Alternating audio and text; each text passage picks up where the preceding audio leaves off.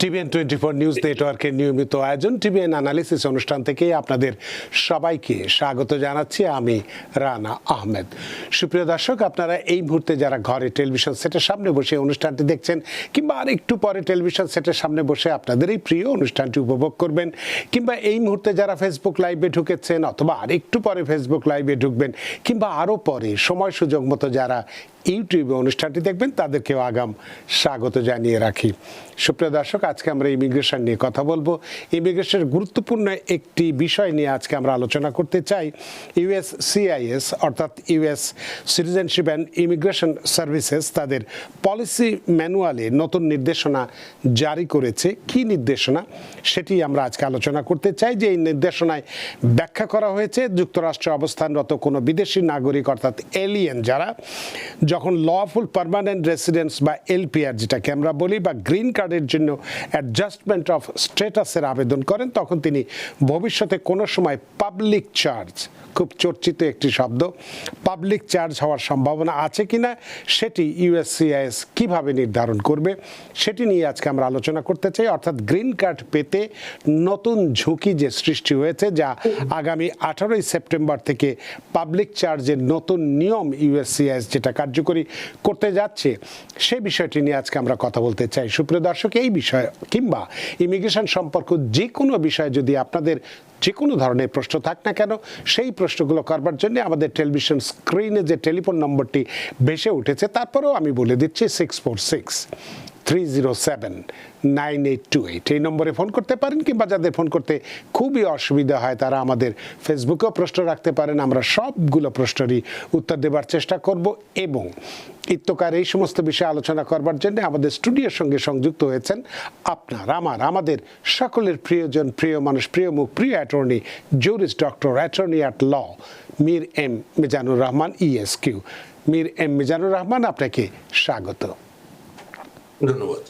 আপনাকেও অসংখ্য ধন্যবাদ। জানি অনেক ব্যস্ত, তারপরেও আমাদের সাথে সংযুক্ত হয়েছেন। এবং খুব গুরুত্বপূর্ণ একটি বিষয় যেটি আমি বলেছি যে USCIS এর পলিসি ম্যানুয়ালে এই যে পাবলিক চার্জ নিয়ে যে বিষয়টির কথা বলা হয়েছে এবং আগামী 18ই সেপ্টেম্বর থেকে অর্থাৎ আর কয়েকদিন মাত্র কার্যকরী হতে চলেছে, সেটির উপরেই আমরা আলোচনা করতে চাই। এবং প্রথমেই আপনার কাছে যে প্রশ্নটি রাখতে চাই যে আসলে এই পাবলিক চার্জ, যে কথাটি তো আমরা এত বারবার বলেছি যে আসলে পাবলিক চার্জ বলতে কি বোঝায়, এবং 18ই সেপ্টেম্বর 2026 থেকে কার্যকর হতে যাওয়া নতুন যে USCIS গাইডেন্স এর মূল পরিবর্তনটা আসলে কি, এবং সাধারণ গ্রিন কার্ড আবেদনকারীদের জন্য এটি কেন গুরুত্বপূর্ণ হয়ে উঠছে আপনার দৃষ্টিতে, জনাব মীর এম মিজানুর রহমান?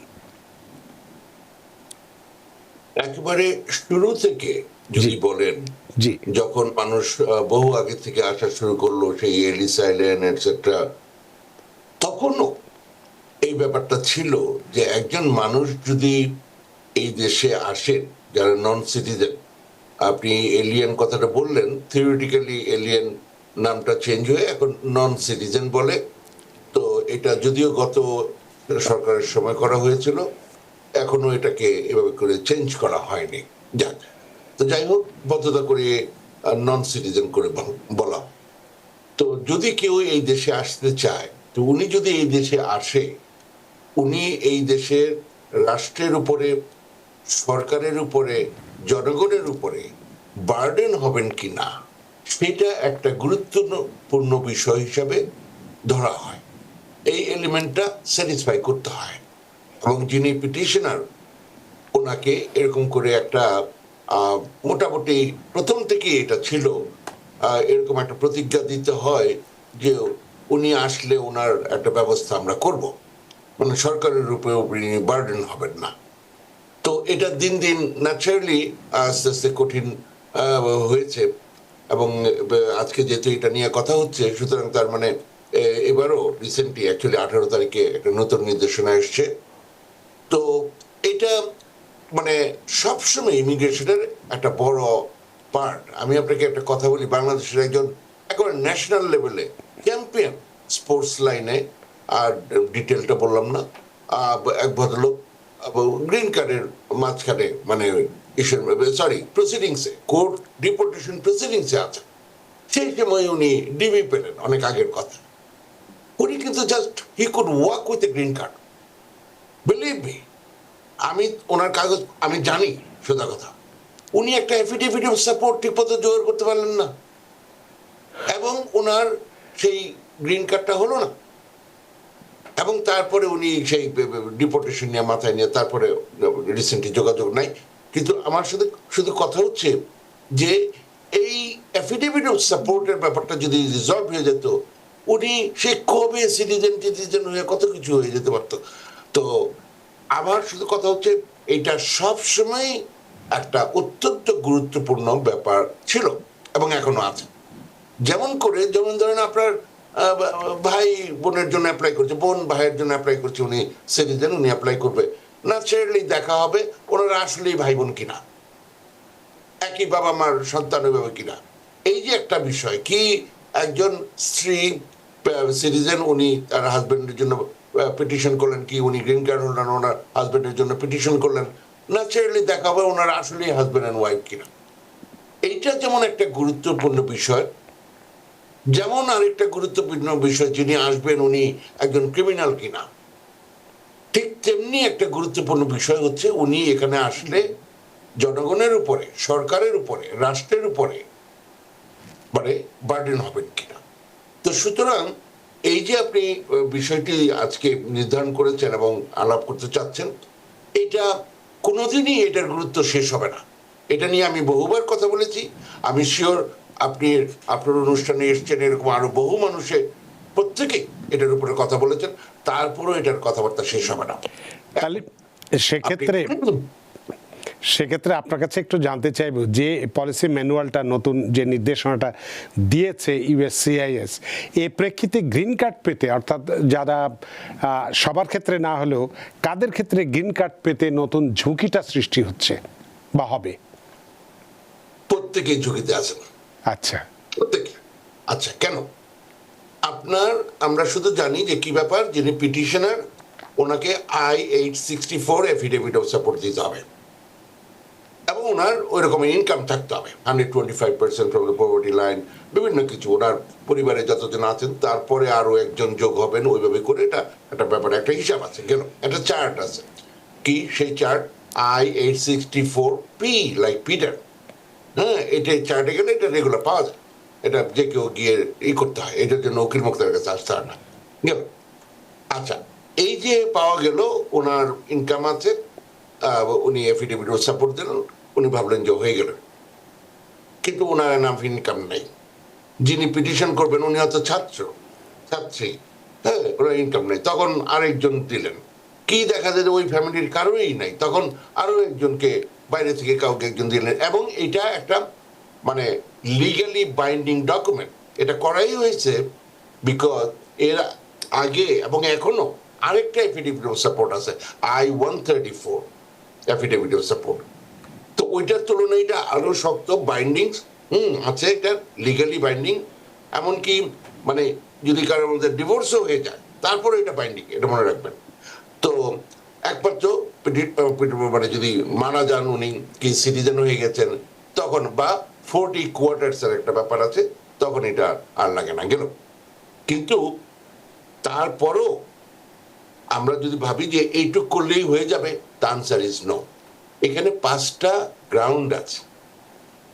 গ্রাউন্ড আছে, সেইগুলোর ভিত্তিতে ওনারা যাচাই করবেন যে এই মানুষটা যদি এখানে আসেন, ওনার সম্ভাবনা আছে কিনা যে উনি এখানে এসে একটা বার্ডেন হবেন, তাহলেই হইল। এটা মনে রাখতে হবে, এটা সবসময় আগে থেকেই ছিল, এটা নতুন না।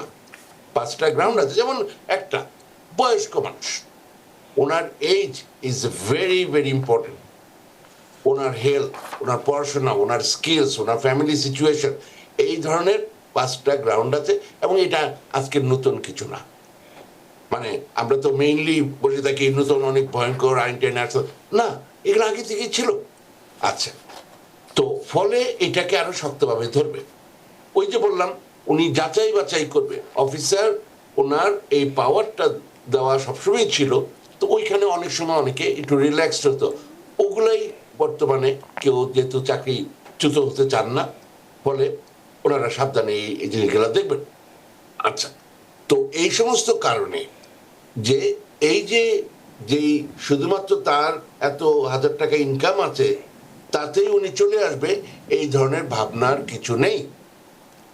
এছাড়াও ওভারঅল যে মানুষটা আসতেছে ওনার সাথে কথা বলে, ওনার ডকুমেন্টস দেখে, তারপরে এখানকার যারা মানে পিটিশনার আছেন ওনাদের সিচুয়েশন দেখে তারা একটা সিদ্ধান্তে আসবেন।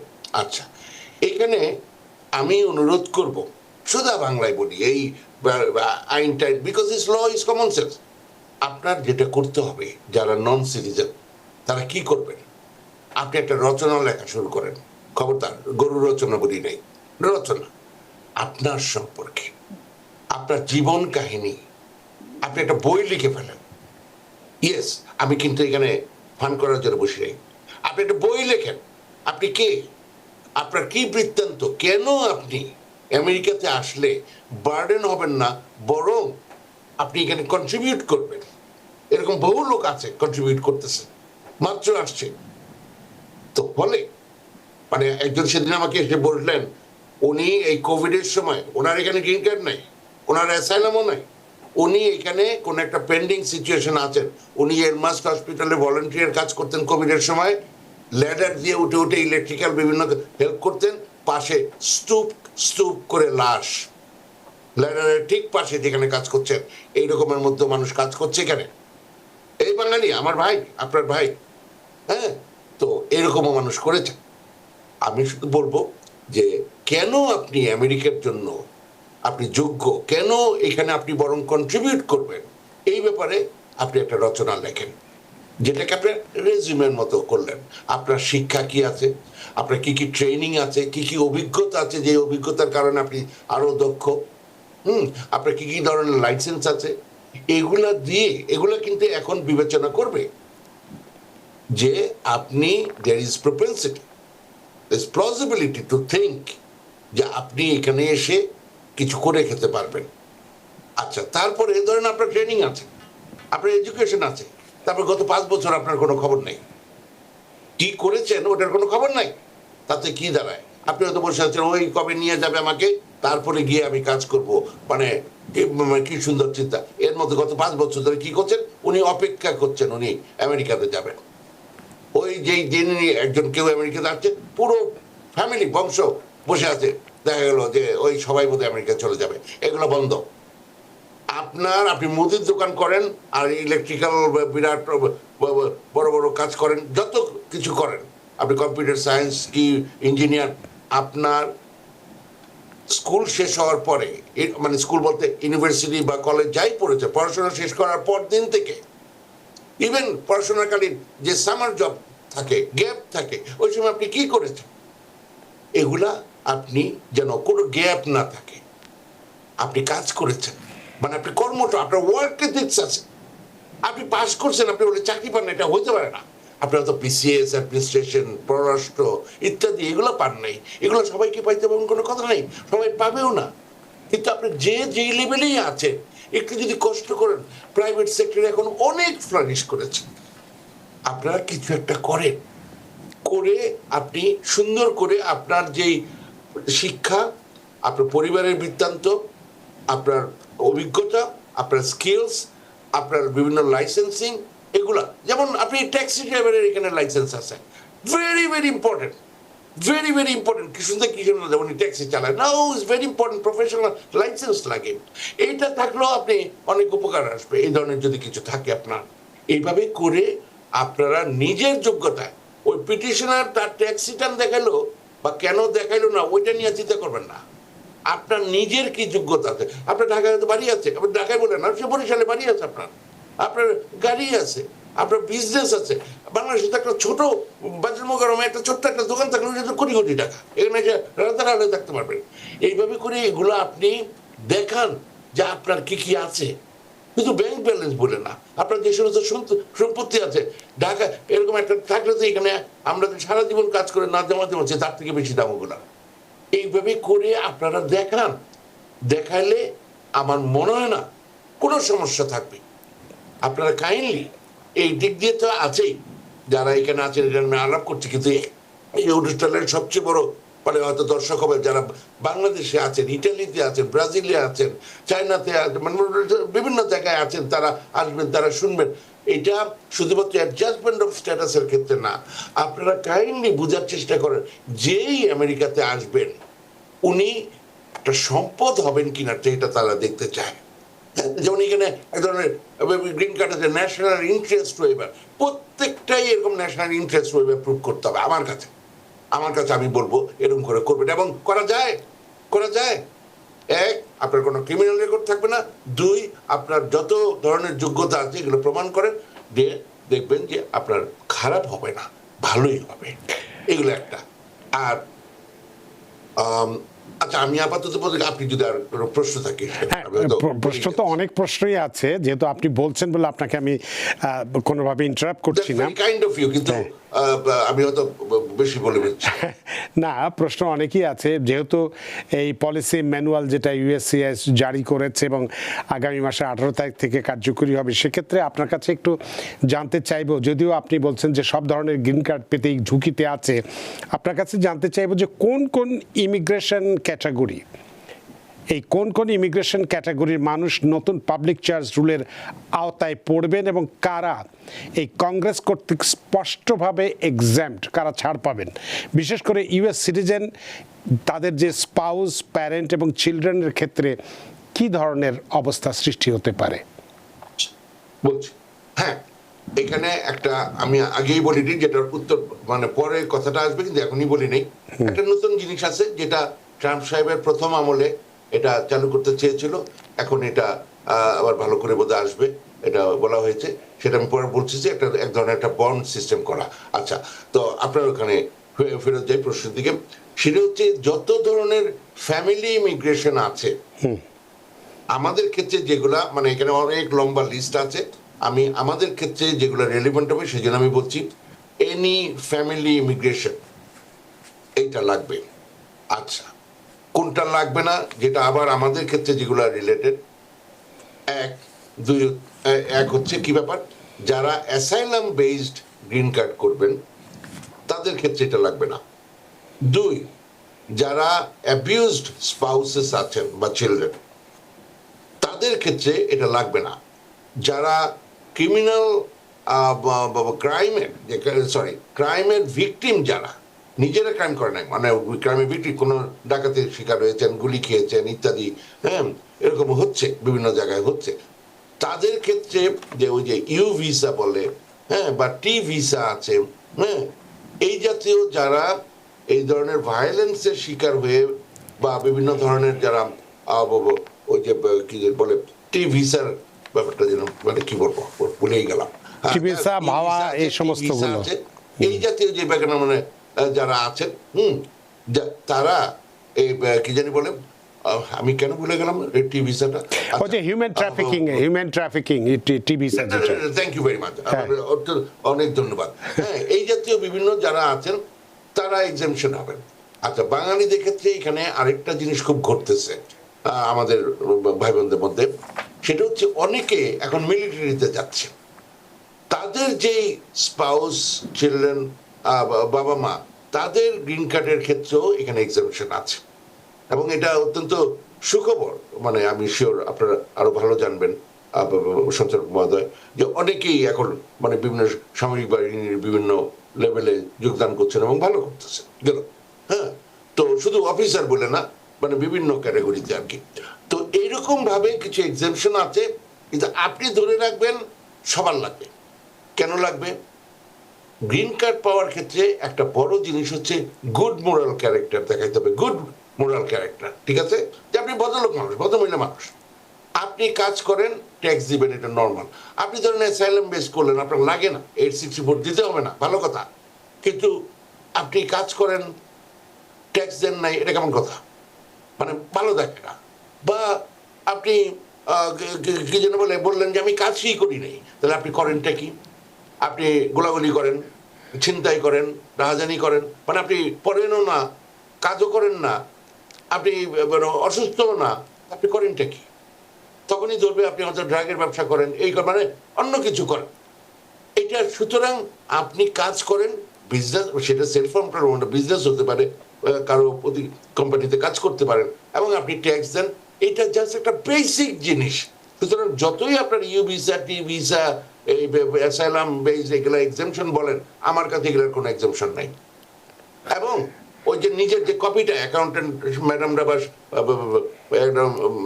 সাহেবরা যে কপিটা দেয়, ওটা কিন্তু ইভেন সাইন করা না, ওইটা জমা দিয়ে দিলেন তাইলে হবে না, ওইটা একটা আপনাকে কপি হিসাবে দেয় ইনফরমেশনের জন্য। হ্যাঁ, আপনি মাস্ট সাবমিট করার কিছুদিন পরেই এটা অনলাইনে গেলে আপনি পাবেন, ট্রান্সক্রিপ্ট পাবেন। হ্যাঁ, ওই ট্রান্সক্রিপ্ট, কারণ তাহলে আপনি অথেন্টিক যে আপনি আসলেই ট্যাক্স ফাইল করেছেন, নাহলে কোনো প্রুফ নাই, আপনি কিন্তু কপি দিয়েছে, আপনি মেইলই করেন নাই, আপনি অ্যাকচুয়ালি ট্যাক্স দেন নাই, এই জাতীয় ব্যাপার। তো যাই হোক, মোট কথা হচ্ছে আমার কাছে এইগুলার কোনো এক্সামশন নাই। আচ্ছা, তো বয়স্ক হলে এটা একটা ভয় থাকে যে আপনি এখানে এসে হাসপাতাল যাবেন, হ্যাঁ, এবং এইটার পয়সা আপনার ওই যে পিটিশনার যিনি, হ্যাঁ, দিবেন, বাধ্যবাধকতা আছে, বলা আছে, আপনি নাহলে মানে মানে ইউএস গভর্নমেন্ট আপনাদেরকে নিতে পারে, কিন্তু এইটার জন্য যেই legal procedure, appeal etcetera, it's not worth it. তারা ভাবলো এই জন্য তাদেরকে আমি দিবই না।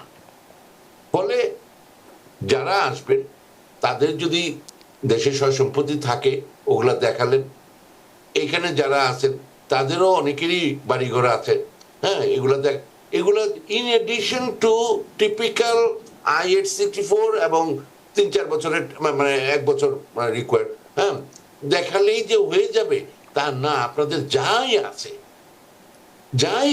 আপনাদের ওই যে বলো না, আপনাদের যে যার যাই আছে তাই নিয়ে শত্রুর মোকাবেলা করতে হবে, ওই রকমের একটা অবস্থা করতে হবে। এটা ওই ধরনের একটা যুদ্ধ। আপনি কেন ভাবলেন আপনার একটা বার্থ সার্টিফিকেট আছে, একটা ম্যারেজ সার্টিফিকেট আছে প্রপার, আর আপনি চলে আসছিলেন? কেন এটা হবে? আমরাই কি চাবো নাকি বাংলাদেশে কেউ এরকম বাইরে থেকে লোক তোমার দুমখালি মানে বিয়ে করলো আর চলে গেল, গিয়ে তারপর বসে বসে খাবে? এটা তো কেউই পছন্দ করবে না। আর সবচেয়ে বড়, আপনি নিজেই কি পছন্দ করবেন? যিনি আসবেন ওনাকে আপনি জিজ্ঞেস করেন, কেউ পছন্দ করবে না, কারণ এটা একটা অসম্মানের ব্যাপার।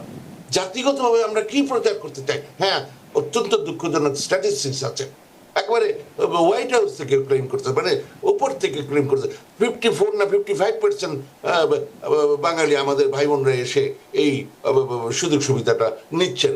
এটা তো অত্যন্ত একটা ভয়ঙ্কর কথা যে আমরা কি হিসাবে, কোন জাতি হিসাবে মানে প্রচার পেতে চাই।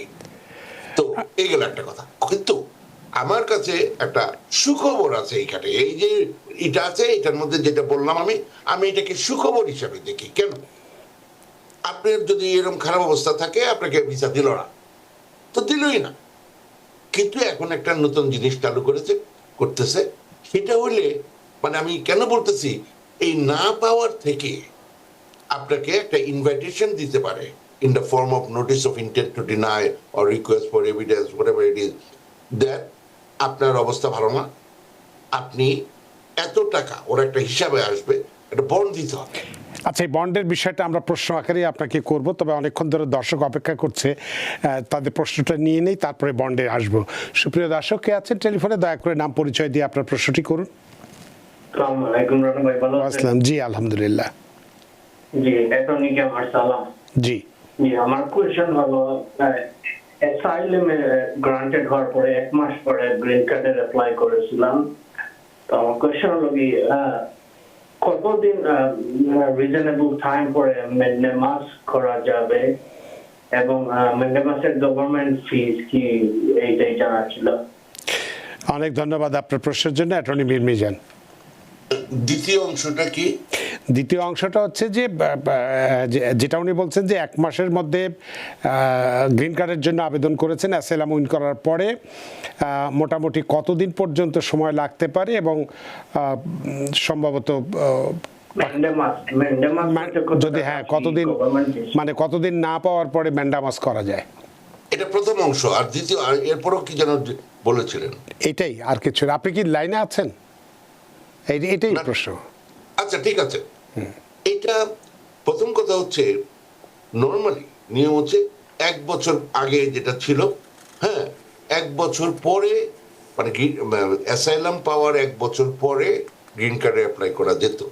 এখন যেহেতু অনেক সময় লাগছে বেশি, সেই জন্য তারা, এবং এটা অত্যন্ত একটা ভালো নতুন জিনিস, হ্যাঁ, কে করেছেন সেটার কথা না, এটা অত্যন্ত ভালো জিনিস যে যেহেতু সময় লাগছেই তারা এই আইনটাকে অন্যভাবে ইন্টারপ্রেট করে যেটা বললো যে আপনি পরের দিনই অ্যাপ্লাই করে দিতে পারেন গ্রিন কার্ড, কিন্তু আপনার অ্যাডজুডিকেশনটা হইতে হবে 1 বছর পরে, মানে আপনার গ্রিন কার্ডটা পেতে হবে 1 বছর পরে। হ্যাঁ, তো এখন 1 বছর পার হয়ে গেল, 2 বছর 3 বছর এরকম অনেকের অনেক দিন চলে যায়। হ্যাঁ, তো তখন আপনি করতে পারেন, কি যেন বলে, ম্যান্ডেমাস করতে পারেন, কিন্তু একদমই এটা কেস বাই কেস বেসিসে আমি এগুলো করি, কিন্তু অবস্থা ভিত্তিতে ব্যবস্থা। হ্যাঁ, এগুলো কথা। আর এটা ফেডারেল কোর্টে করতে হয়, যেই শব্দটা উনি বললেন, ফেডারেল কোর্টে করতে হয়। এই হচ্ছে উত্তর। আমি এটা কেস বাই কেস ভিত্তিতে বলবো, কারণ এর মধ্যে আপনি ওয়ার্ক পারমিট পাচ্ছেন, এর মধ্যে আপনি পারমিশন নিয়ে আদার দেন যেই দেশে আপনি নির্যাতিত হয়েছেন ওই দেশ ছাড়া, মানে সাধারণত নিজ ভূমে ছাড়া অন্য জায়গায় যেতে পারতেছেন, সুতরাং অনেক সুযোগ সুবিধা আছে। হ্যাঁ, ফলে এটা খুব দ্রুতই যে হতে হবে না হলেই একটা ফেডারেল কোর্টে সু করে দেওয়া, এটা খুব সাবধানে করা উচিত, কারণ এগুলোর সাথে আমাদের আবার কোর্টের থেকে স্যাংশন হতে পারে আমাদের বিরুদ্ধে, যে আমরা যদি জমাজমি এগুলো একটার পর একটা করতে থাকি আর কি। ফলে একটু সাবধানে করা উচিত। জি, অনেক ধন্যবাদ প্রিয় দর্শক, আশা করি আপনার প্রশ্ন উত্তর পেয়েছেন। সুপ্রিয় দর্শক কে আছেন টেলিফোনে, দয়া করে নাম পরিচয় দিয়ে আপনার প্রশ্নটি করুন। হ্যালো, আমার নাম এমডি আহমেদ। জি, আমি 601 এ ওয়েবারের জন্য ওয়েটিং করছি। আপনার কথা ঠিক বুঝতে পারছি না, আপনার কথা বুঝতে, আপনি কি স্পিকারে দিয়ে কথা বলছেন? স্পিকারটা দয়া করে বন্ধ করুন। ওকে, জি আমার নাম এমডি আহমেদ। জি, আমি 601 এ ওয়েবারের জন্য ওয়েটিং করতেছি, ওইটা প্রায় 2 বছরের মতো হয়ে গেছে। জি, আমি এই জন্য সেলাম কেস, আর রিসেন্টলি আমার ওয়ার্ক পারমিটটা হারিয়ে ফেলেছি। এখন কি আমার ওই ওয়ার্ক পারমিটটা নতুন করে অ্যাপ্লাই করতে হবে নাকি আমার ওই আগেরটা দিয়ে দিবে? এটাই আপনার প্রশ্ন। আপনি আর ওই 601 একটু বলুন, আপনি একটু লাইনে থাকবেন যদি কোনো প্রশ্ন থাকে। অ্যাটর্নি মীর মিজান, আপনি যদি কাইন্ডলি আমাকে একটু আবার বলেন, আমি ঠিকমতো। উনি 601 ওয়েবারের জন্য আবেদন করেছে, 2 বছর হয়ে গেছে, আর ওনার মামলার যে পারমিট সেটা হারিয়ে গেছে, নতুন করে আবেদন করতে হবে না কি করতে হবে? তাই তো আপনার প্রশ্ন এটাই ছিল। আবার অ্যাপ্লাই করে দেন ওই যে রিপ্লেসমেন্টের জন্য, ওটা করে ফেলেন। হ্যাঁ, জি, আগেরটা যদি কপি থাকে ভালো, না হলে রিসিভ নোটিশ থাকতে পারে, সেটা কোনো একটা কিছু বাই অ্যাপ্রুভাল লেটারটা থাকতে পারে যে আগে ছিল, ফলে এটা সুবিধা হবে। এগুলো একটা। আর 601 ওয়েবার 2 বছর হয়ে গেছে। 2 বছর, আমার মনে হয় এখন একটু খোঁজ খবর করা উচিত। মানে আচ্ছা, এতদিন আমি দেখি নাই যে সবসময় এতদিন লাগে। হ্যাঁ, এটা একটু কাইন্ডলি একটু খোঁজ খবর করা উচিত। আপনি নিশ্চয়ই খোঁজ খবর করুন যে কেন এতদিন সময় লাগছে, তারপরে হয়তো আপনার তো নিশ্চয়ই অ্যাটর্নি আছে, তার সঙ্গে একটু দয়া করে পরামর্শ করুন। অনেক অনেক ধন্যবাদ জনাব আহমেদ আপনার প্রশ্নের জন্য। সুপ্রিয় দর্শক কে আছেন টেলিফোনে, দয়া করে নাম পরিচয় দিয়ে আপনার প্রশ্নটি করুন। হ্যালো, আসসালামু আলাইকুম। ওয়াসসালাম। আমি বলতেছিলাম ফ্লোরিডা থেকে। জি, আপনার নাম শুনতে পাইনি, আপনি আবার বলুন। আমার নাম ঝুমা, ফ্লোরিডা থেকে বলতেছিলাম। জি, তো অ্যাটর্নি সাহেবকে আমার সালাম, আমার প্রিয় অ্যাটর্নি উনি। যাই হোক, আমি অ্যাকচুয়ালি ফোন করছি, আমি দেশে যেতে যাচ্ছি, আমার সাথে বেবি আছে। তো আমার যেহেতু কন্ডিশনাল গ্রিন কার্ড, আমি 5 মাস থাকবো। ফেরার সময় কি ধরনের ডকুমেন্ট চাই? আমি তো কিছুদিন আগে একটু দেখলাম যে ফেরার সময় অনেকেরই নাকি হ্যারাসমেন্ট হইতেছে, অনেক ধরনের ডকুমেন্ট চাইছে, দিতে পারে না, তারপর সিগনেচার করে রাখছে আলাদা একটা পেপারে। তো এরকম যদি সিচুয়েশন হয়, কি ধরনের ডকুমেন্ট সাথে রাখা প্রয়োজন বলে মনে করেন? অনেক অনেক ধন্যবাদ সোমা আপনার প্রশ্নের জন্য। অ্যাটর্নি মীর মিজান, এখানে দেখতে হবে উনি কত ফ্রিকুয়েন্টলি বাইরে যাতায়াত করছেন, এবং বাইরে বলতে আমি শুধু বাংলাদেশ না, উনি হয়তো এর মধ্যে হজে গিয়েছেন, অন্যান্য দেশে বেড়াতে গিয়েছেন, সেটা এক জিনিস। কিন্তু একই মানে বাংলাদেশে উনি প্রতি বছর যাচ্ছেন, এবং না আমি যতদূর জানি ওনার প্রশ্ন সম্পর্কে আমার যতটুকু ধারণা আছে, উনি এর আগেও প্রশ্ন করেছেন। উনি সম্ভবত স্টুডেন্ট ভিসায় এসেছিলেন, তারপরে এখানে এসে বিয়ে করেছে, কন্ডিশনাল গ্রিন কার্ড পেয়েছে, সম্ভবত বাংলাদেশে যায়নি, এবারই বোধহয় প্রথম যাবে। আচ্ছা, যদি না গিয়ে থাকেন, এখন যদি উনি রিটার্ন টিকিট কেটে যান জি, যে 5 মাস পরে আসবেন, সুতরাং কিছু জিনিস অ্যাপ্লিকেবল হবেন না। ধরেন উনি 2 মাসের জন্য গিয়েছিলেন, টিকিটটা ওটা আবার চেঞ্জ করেছেন, এর মধ্যে উনি বা ওনার যেহেতু ছোট বেবি আছে, হ্যাঁ, যদি আমরা চাই না, কিন্তু যদি উনি বাচ্চাটা অসুস্থ হয়ে যায়, একটা চিকিৎসার মাঝখানে ছিল, উনি অসুস্থ হয়ে গেছেন, চিকিৎসার মাঝখানে ছিল, কি ওনাদের বাসার কিছু সয়-সম্পত্তির ব্যাপার আছে, ওগুলো বিক্রির কোনো ব্যাপার ছিল, এই ধরনের যদি কোনো রিজন থাকে, এগুলো সাথে থাকলে খারাপ হয় না। মানে 1 মাস 2 মাস এর থেকে ওই 6 মাসের একদম কাছাকাছি এরকম যে ব্যাপারটা, একটা বর্ডার লাইন, হ্যাঁ, ওটা মানে অনেক সময় ওরাও বুঝে যে 6 মাস না করে একটু 5 মাস 5.5 মাস করেছেন, ওটা করার জন্য। এইটা জন্য যদি এই ধরনের ডকুমেন্টস থাকে ভালো হয়, যে উনি অসুস্থ হয়ে গিয়েছিলেন, মানে এই যে কথাগুলো বললাম, তো এই ধরনের কিছু থাকলে মানে ক্ষতিকর হবে না, বরং লাভই হবে। হ্যাঁ, আর ওনার একটা বেবি আছে, বেবি নিশ্চয়ই এখানে জন্ম হয়েছে, ওনার এখানে হয়তো ফ্যামিলি মানে মেম্বার অন্য স্পাউসও আছেন। তো এই যে ব্যাপারগুলো, ওনার এখানে হয়তো মানে নিজের বাড়ি আছেন, অথবা লিজ আছে, ব্যাংক অ্যাকাউন্ট আছে, তারপরে চাকরি আছে, ছুটি নিয়ে গেছেন, এই যে বিষয়গুলো, এগুলো হেল্প করবে। এই ডকুমেন্টসগুলো সাথে রাখতে হবে। জি, এই ডকুমেন্টসগুলো সাথে রাখলে ভালো, তাই বলছি। হ্যাঁ, ম্যাক্সিমাম ক্ষেত্রেই মানুষের ভয় পায়, কিন্তু কিছু হয় না।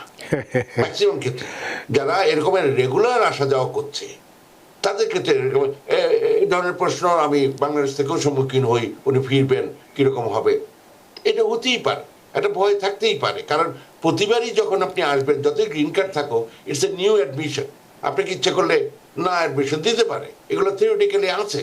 হ্যাঁ, আমি মনে করি না ওনার যেই সিচুয়েশনটা, উনি একটা বেবি নিয়ে এখানে আসবেন, হ্যাঁ, বেবির নাম কি জিজ্ঞেস করতে পারে, বেবির বাচ্চা বয়স কত এটা জিজ্ঞেস করতে পারে, হ্যাঁ, এগুলো করতে পারে। যে জায়গায় থাকে, হ্যাঁ, ওইখানকার ফুটবল টিম নিয়ে কথা বলতে পারে, যে ওনারা আসলে ওইখানে থাকেন কিনা, এই যে ব্যাপারগুলা, যে ওনাদের সিটির হয়তো ওইটা খুব নাম করে একটা ফুটবল টিম আছে, মানে এগুলোর সম্পর্কে একটু জানলেন, তো কথা বললো।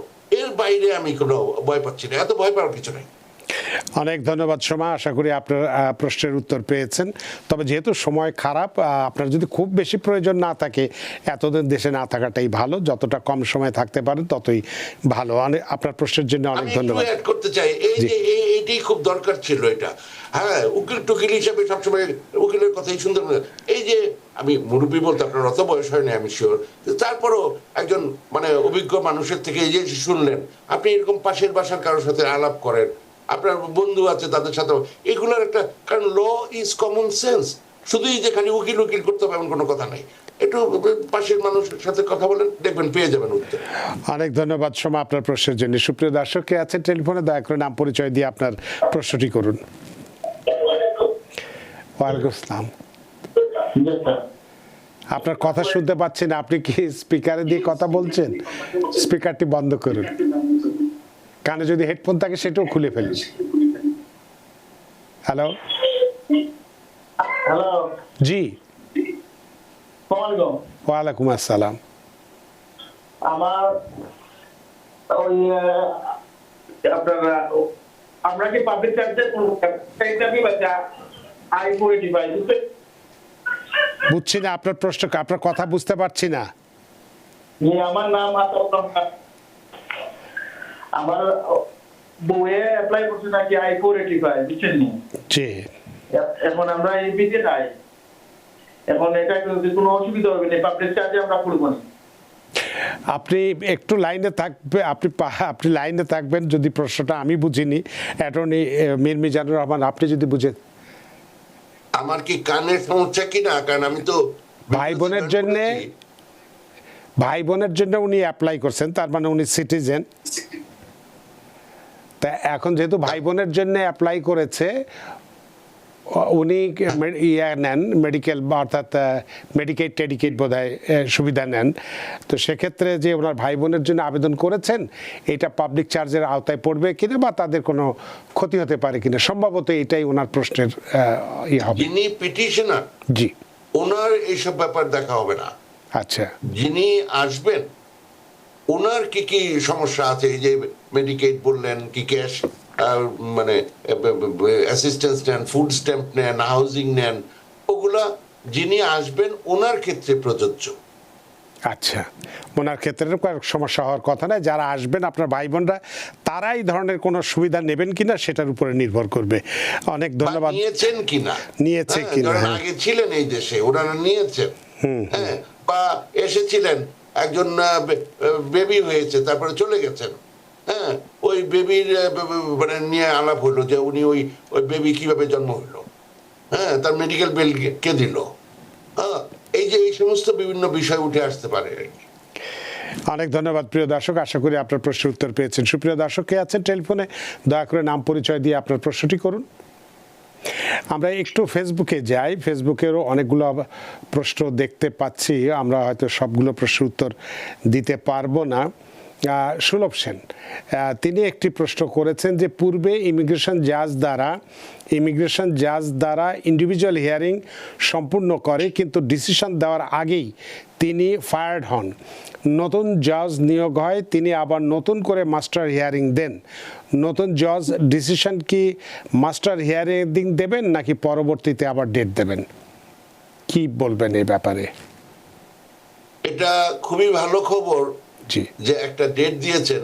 অনেক সময়ই দেখা যায় যে ওই যে পড়ে রইলো, মানে ফলিং থ্রু দ্য ক্র্যাকস, হ্যাঁ, ওরকম হয়ে যেতে পারতো। তো প্লাস একটা মাস্টার হিয়ারিং দিল যাতে করে গভর্নমেন্ট, এটা একটা কাইন্ড অফ একটা কন্ট্রোল ডেটের মতো, এর মধ্যে যে হোমল্যান্ড সিকিউরিটির যারা লয়ার আছে, আইস লয়ার, তাদেরকে একটা মানে এটা একটু মানে ধাক্কা দেওয়ার কথাটা কেমন দেখায়, মানে আমি বলছি যে তাদেরকে একটু স্মরণ করিয়ে দিল যে তোমাদের সিচুয়েশনটা কি, তোমরা এই কেসটাকে রিভিউ করে তোমাদের কি মত এই ব্যাপারে, যে তোমরা কি আপিল করবে কিনা যদি আমি গ্র্যান্ট করি, বা তোমাদের কি বক্তব্য, এগুলো যেন রিভিউ করে আসে, ওই মাস্টার হিয়ারিং এর সময় একটু বোঝাপড়ার চেষ্টা করবে। এবং যদি দেখা যায় যে পুরোপুরি কমপ্লিট হয় নাই, আরো কোনো এভিডেন্সের ব্যাপার আছে, মানে গভর্নমেন্ট যদি আরো কিছু বলতে চায়, যাদের হয়তো আরো কোনো প্রশ্ন থাকতে পারে, ফলে হয়তো আরেকটা ইন্ডিভিজুয়ালি হিয়ারিং দিল, যেগুলো সুখবর যে ওনাদের আরো জানতে চায়, মানে ইন্টারেস্ট আছে, হুটহাট করে এখন ডিনাই করে দিচ্ছে। এর চেয়ে যদি আরো ইন্ডিভিজুয়ালি হিয়ারিং হয়, হ্যাঁ, হয়ে যদি আরো ডকুমেন্ট সাবমিট করতে হয় এবং এটার সাথে একটা ব্রিফ লেখা যায়, তাইলে সুবিধাটা বাড়লো। তো সুতরাং এটা আমি মনে করি ভালো খবর, মাস্টার হিয়ারিং দিয়েছে, এটা ভালো খবর, এটার সুযোগটা নেওয়া উচিত। এই মাস্টার হিয়ারিং এর অ্যাটলিস্ট 15 দিন আগে আপনার যদি আরো কোনো ডকুমেন্টস দেওয়ার থাকে, এটার ব্যাপারে যদি কোনো ব্রিফ লিখতে হয়, এভাবে করে যদি কেসটাকে আরেকটু স্ট্রং করা যায়, তাইলে গভর্নমেন্টের হয়তো মনটা চেঞ্জ হতে পারে, যদি তাদের নেগেটিভ আগে চিন্তা থাকে, যাদের মন চেঞ্জ হতে পারে ইত্যাদিকার বিষয়ে আপনার, because you are never done, এদের কেউ বই আছে যে ডিফেন্স নেভার রেস্ট। আপনি ডিফেন্ডেন্ট, আপনি রেসপন্ডেন্ট যদিও, মানে কাইন্ড অফ আপনি ডিফেন্ডেন্ট, আপনি চেষ্টা করেন যে এই কেসটাকে আরো ভালো করতে, এটা আপনার একটা সুযোগ। আপনার মানে ডেফিনেটলি আপনার লয়ার আছে, আমি আশা করতেছি ওনাকে মাধ্যমে হোক, আপনি নিজে করেন, হোয়াটএভার ইট ইজ, হ্যাঁ, দায়িত্বটা বা আপনার উপরে, ক্ষতি হলে আপনার হবে, আপনি কাইন্ডলি এই ব্যাপারে একটু নজর দেন। অনেক ধন্যবাদ সুলভ সেন, আশা করি আপনার প্রশ্ন উত্তর পেয়েছেন। আমাদের হাতে সময় নেই, যে সুযোগ যে সুখবরের কথাটি আপনি বলেছিলেন সেই ব্যাপারে, অর্থাৎ যদি কোনো গ্রিন কার্ড অ্যাপ্লিক্যান্ট মনে করেন যে পাবলিক চার্জের কারণে তার আবেদন ডিনাই হতে পারে, ইউএসসিআইএস কি পাবলিক চার্জ বন্ডের সুযোগ দিতে পারে? এই বন্ডটা নিয়ে যদি একটু, যে সুখবরটার কথা বলতে চেয়েছিলেন সংক্ষেপে যদি একটু বলেন। হ্যাঁ, ওইটাই যে আপনার একবারে শেষ হয়ে যাওয়া যদি ওইটা হওয়ার থেকে যদি একটা বন্ড দিয়ে, হ্যাঁ, এবং ওইটা যে ওই পার্সোনাল ইন্ডিভিজুয়াল বন্ড দিও, এটা তা না, এটা সিকিউরিটি বন্ডেরও ব্যবস্থা আছে কোম্পানির মাধ্যমে।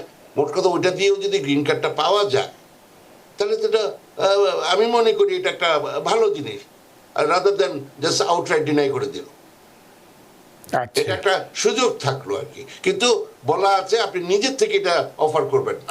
তার মানে কোনো অ্যাপ্লিক্যান্ট নিজের উদ্যোগে ফর্ম I-945 জমা দিয়ে পাবলিক চার্জ বন্ড দিতে পারবেন না, তাই তো? নিজের থেকে প্রথমে দিতে আচ্ছা। পারবে না। এটা যদি ওনাকে আমন্ত্রণ জানানো হয়, হ্যাঁ, মানে সোজা কথা হচ্ছে নির্দেশ দেওয়া হয় আর কি, হ্যাঁ, তাইলে আপনি এটা করবেন আর কি। তাহলে সেক্ষেত্রে কোনো সমস্যা হবে না, তাই তো? হ্যাঁ, আর আমার একটা বক্তব্য আছে, জি। Joint sponsor is a no. আচ্ছা, আপনারা চেষ্টা করেন এটা, নাম্বার 1। নাম্বার 2, যদি দিতে হয় তাহলে একেবারেই ইমিডিয়েট ফ্যামিলি মেম্বার, আর একটা বোন হয়তো ভালো চাকরি করে, একটা ভাই ভালো চাকরি করে, বাবা মার মানে বাবা দিল, কিন্তু সাথে আরো মানে এই যে এখন ইমিডিয়েট ফ্যামিলির মধ্যে না হলে আপনি জয়েন্ট স্পন্সরশিপ অ্যাভয়েড করবেন। হ্যাঁ, কারণ সবাই আমরা তো কাজিন আর আঙ্কেল, মানে থিংস লাইক দ্যাট, মানে বললেন না আমাদের এলাকার ভাই, আমার এলাকার বোন, অমুক সমুক, এগুলার কোনো মিনিং টিনিং নেই। বলে চেষ্টা করবেন একা যিনি পিটিশনার ওনারই ইনকামটা দিয়ে আনতে পারলে মানে সবচেয়ে স্ট্রং কেস হয়। অনেক ধন্যবাদ মিজানুর রহমান অ্যাটর্নি।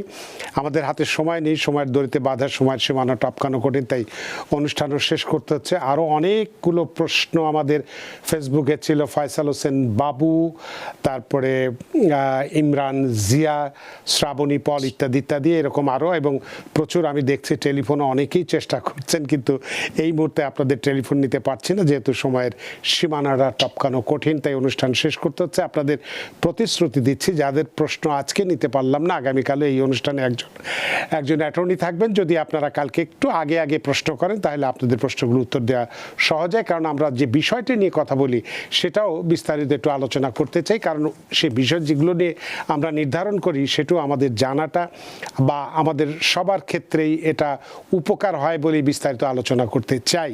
যদিও আপনাদের অনেকগুলো প্রশ্ন আমাদের থেকে যায় বা প্রশ্নগুলো আমরা বলতে চাই, কিন্তু সময় অভাবে দিতে পারি না বলে দুঃখ প্রকাশ করছে। অ্যাটর্নি মিজানুর রহমান, আপনি অনেক ব্যস্ত মানুষ, সব ব্যস্ততা উপেক্ষা করে আমাদের সাথে যুক্ত হয়েছিলেন, এবং আজকে এই গ্রিন কার্ড পেতে কেন নতুন করে ঝুঁকি সৃষ্টি হচ্ছে এবং 18 সেপ্টেম্বর থেকে পাবলিক চার্জের নতুন যে নিয়মটি চালু হচ্ছে তার প্রেক্ষিতে এই ঝুঁকিটা হচ্ছে সেটি বিস্তারিতভাবে আপনি ব্যাখ্যা করেছেন, এবং কারা বাংলাদেশে থেকে এখানে আসবেন তার আগেই কাজকাম ছেড়ে দিয়ে নাকে তেল দিয়ে ঘুমানো যাবে না এমন চমৎকার করে উদাহরণ দিয়েছেন।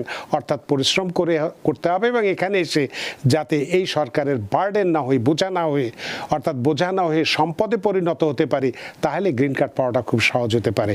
আপনার এই চমৎকার আলোচনার মধ্যে দিয়ে আমরা সত্যি ঋদ্ধ এবং প্রাণিত। ধন্যবাদ আপনাকে আবারও ধন্যবাদ। সুপ্রিয় দর্শক, গ্রিন কার্ড পেতে নতুন ঝুঁকি, 18 সেপ্টেম্বর থেকে পাবলিক চার্জে যে নতুন নিয়ম চালু হচ্ছে এবং কি করে নতুন ঝুঁকিটা তৈরি হচ্ছে সেটা আমরা বিস্তারিত ব্যাখ্যা করেছি। আশা করি আজকের আলোচনা আপনাদের যথেষ্ট ভালো লেগেছে। সুপ্রিয় দর্শক, যে যেখানেই থাকুন, ভালো থাকুন, সুস্থ থাকুন, নিরাপদে থাকুন TVN 24 নিউজ নেটওয়ার্কের সাথেই। শুভরাত্রি। TVN 24 টেলিভিশন দেখতে আজই কল করুন 7187776556। লগ ইন করুন www.totalcablebd.com। নিউ ইয়র্ক থেকে সম্প্রচারিত TVN 24 টেলিভিশন বিশ্বজুড়ে বাঙালির কণ্ঠস্বর।